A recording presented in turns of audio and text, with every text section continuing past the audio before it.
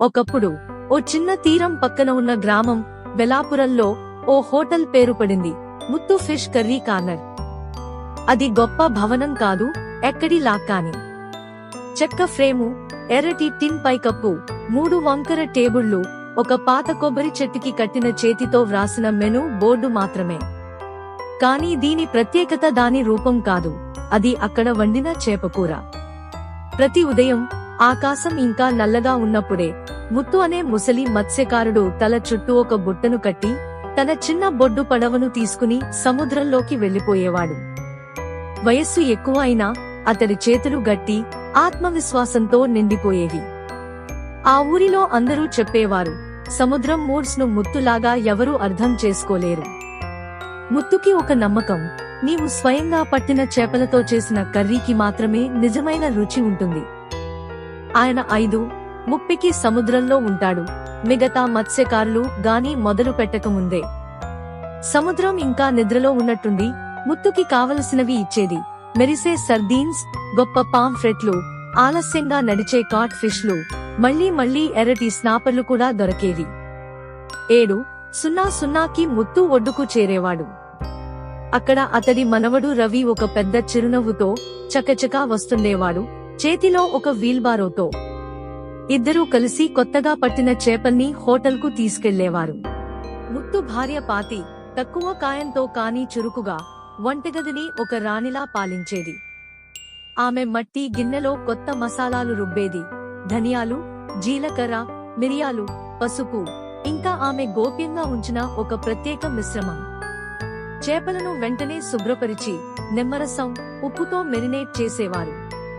కడాయిలో ఉప్పెనగా వేడి చేసిన నువ్వుల నూనెలో వేపిన ఉల్లిపాయలు, వెల్లుల్లి, కరివేపాక తడతడలతో గుబాళుతున్న వాసన ఊహించదగినదిగా ఉంటుంది. 11 గంటలకు కస్టమర్లు వచ్చపడేవారు.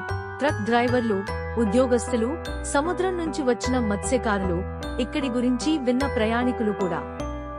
ఎంతో ఎంపిక ఉండేది కాదు.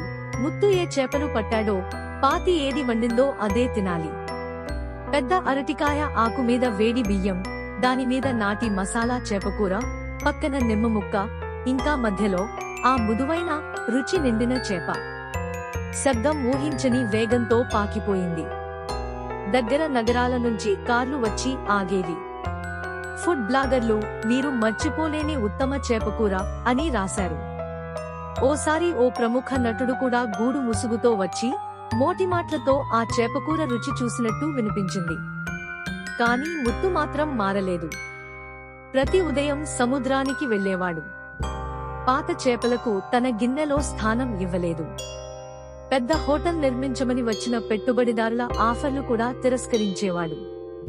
అతడు సాదాసీదాగా నవ్వుతూ చెప్పేవాడు, సముద్రం చిన్నది, పడవ చిన్నది అయితే హోటల్ ఎందుకు పెద్దది కావాలి?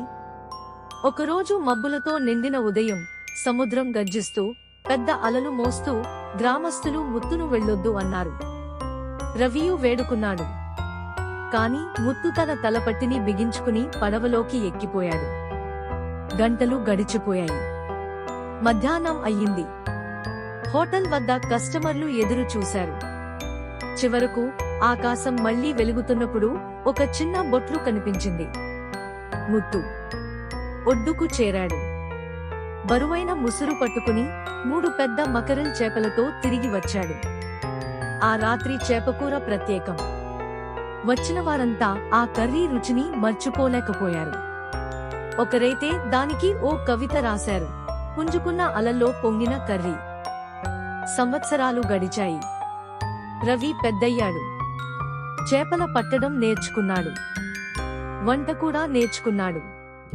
ముత్తు చివరకు తన పడవ రవికి ఇచ్చి ఆశీర్వాదంగా ఇలా అన్నాడు, తాజాగా పట్టు, నిజంగా వండి, గర్వంగా తినిపించు.